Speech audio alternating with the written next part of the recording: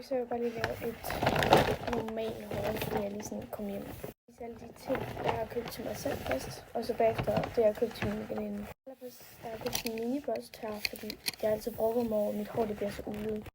Ja, den kostede vist 32. Det var lidt dyrt, men jeg tror, jeg får brug for den. Så køber jeg en ting mere til mig selv, det er egentlig bare den her ansigtet. Sådan lige at rense ens ansigt med det. Så godt jeg ved, hvad det er. Så det var egentlig bare de to ting, jeg har sådan købt til mig selv. Så kommer de ting, jeg har købt til min ven Andrea. Så spurgte jeg hende, hvad det er. Allerførste ting, jeg har købt til Andrea, det er sådan nogle Smarties-pakker. Sådan nogle små Smarties-pakker.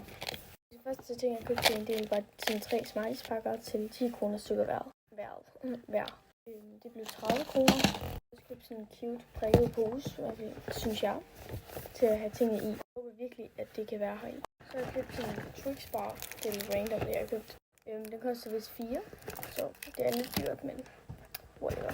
Så fordi jeg elsker sushi, jeg ved godt, det ikke er sushi, men så har jeg købt sådan noget sjovt sushi-slik.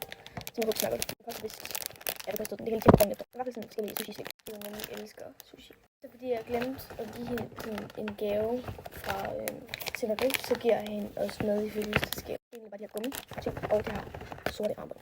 Det var egentlig bare alt for det her hårde. Vi ses i næste video, jeg laver. Hej hej!